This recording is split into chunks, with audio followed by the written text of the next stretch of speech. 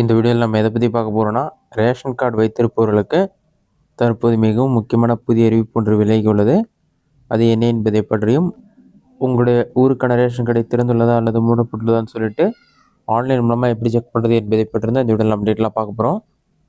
இதுதான் பார்த்தீங்கன்னா குடும்ப அட்டைதாரர்களுக்கு வெளியான முக்கிய அறிவிப்பு. இதில் என்ன சொல்லியிருக்காங்கன்னா, குடும்ப அட்டைதாரர்களுக்கு ஒரு அறிவிப்புன்னு சொல்லி மென்ஷன் பண்ணிட்டு இதில் பெரம்பலூர் மாவட்டம் மென்ஷன் பண்ணியிருக்காங்க. இது வந்து தமிழ்நாட்டில் இருக்க அனைவருக்கும் பொருந்தும்.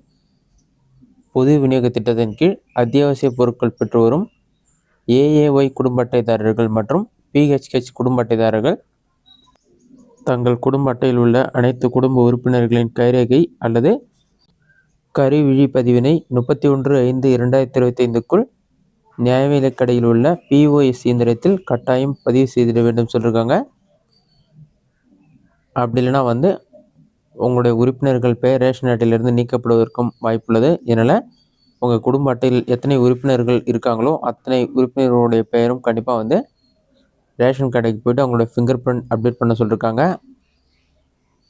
இதுதான் ரேஷன் அட்டைக்கு வெளியான முக்கிய அறிவிப்பு. உங்களுடைய ரேஷன் கடை திறந்துள்ளதா மூடப்பட்டுள்ளதா ஆன்லைனில் செக் பண்ணலாம். அதை எப்படி செக் பண்ணுறது என்பதை பற்றி பார்க்கலாம். கூகுள் சர்ச்சில் போயிட்டு டிஎன்பிடிஎஸ்ன்னு சொல்லி டைப் பண்ணுங்கள். அந்த மாதிரி நீங்கள் டைப் பண்ணி வைக்க கொடுத்தீங்கன்னா ஃபஸ்ட்டு உடனே tnpds.gov.in ஒரு வெப்சைட் ஆகும். அந்த வெப்சைட் செலக்ட் பண்ணுங்கள்.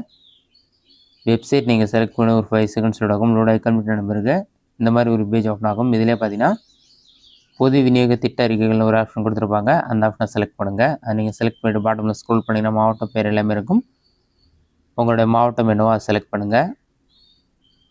மாவட்டம் செலக்ட் பண்ணி உங்களுடைய வட்டம் செலக்ட் பண்ணுற மாதிரி இருக்கும். உங்களுடைய வட்டம் எதுவோ அதை செலக்ட் பண்ணுங்கள்.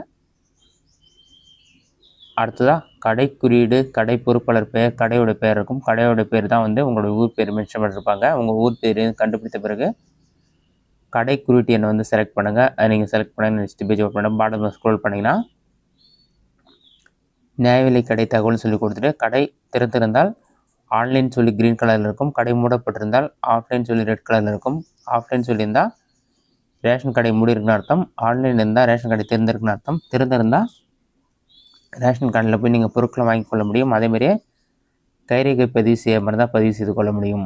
இதுதான் ரேஷன் அட்டைக்கு வெளியான முக்கிய அறிவிப்பு. நீங்கள் 31ஆம் தேதிக்குள் குடும்ப உறுப்பினர்கள் அனைவரும் ரேஷன் கார்டில் வந்து கைரேகை பதிவு செய்யணும்னு சொல்லியிருக்காங்க. இந்த வீடியோ உங்களுக்கு யூஸ்ஃபுல்லாக நினைக்கிறேன். இந்த வீடியோ பிடிச்சிருந்தா லைக் பண்ணுங்கள். வேறு சில டவுட் கமெண்ட்ஸில் கமெண்ட் பண்ணுங்கள்.